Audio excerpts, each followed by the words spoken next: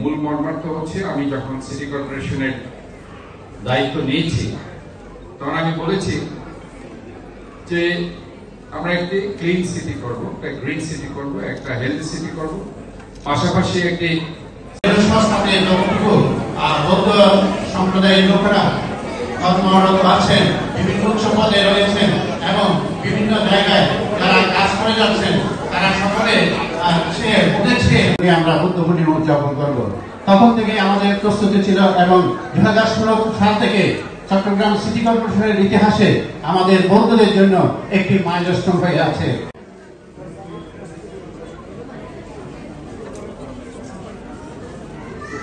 Chittagong city corporation বৌদ্ধ পেশাজীবীর উদ্যোগে চট্টগ্রাম বৌদ্ধ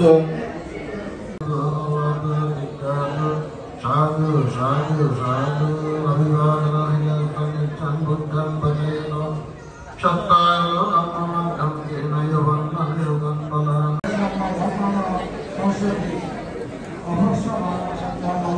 স্মরণীয় করে রাখতে চাই। প্রদীপ প্রজ্বলন করছেন চট্টগ্রাম সিটি কর্পোরেশনের মাননীয় মেয়র ডক্টর শাহজাহান হোসেন মহোদয় সাধুবাদের সাহায্যে। এটা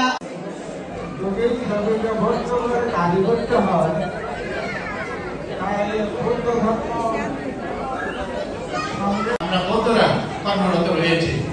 আমরা সেই বিষয়টি অবগত হয়েছিলাম আমি 2015 সালে। তখন 2015 সালে এখানে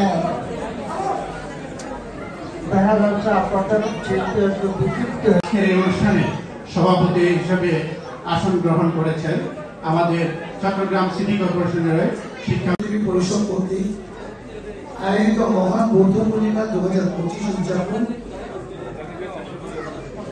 ও বিষয়টি নিয়ে আলোচনা করি। আলোচনার সাথে তিনি আমাকে পরামর্শ দেন যে এখন তো খুব সময়ে 1 মাস সময় নেই, এবছর আমরা করতে পারবো না, তাই আমরা যদি রক্ষা করতে সরকারের টাকা পঞ্চাশে পালন করেন তাহলে আপনি আমরা জোর হাততালির মাধ্যমে এই অংশটিকে উদযাপন করতে চাই। এরপর বিক্ষিপ্ত অবস্থা শান্ত অবস্থা সব ধর্ম সব নিরাপদ শহরটি কি? নিরাপদ শহরটি হবে, এই শহরটি হবে সমস্ত ধর্মের, সমস্ত বর্ণের, সমস্ত গোত্রের, সমস্ত জাতির জন্য। মূল মর্মার্থ হচ্ছে আমি যখন সিটি কর্পোরেশনের দায়িত্ব নিয়েছি তখন আমি বলেছি যে আমরা একটি ক্লিন সিটি করব, একটা গ্রিন সিটি করব, একটা হেলথ সিটি করব, পাশাপাশি একটি আমরা সবাই মিলে একটি সুন্দর সমাজ করব, সুন্দর শহর করব। এবং এই কনসেপ্টটা ইনফ্যাক্ট আমরা মনে করি যে আমরা হয়তো অনেকে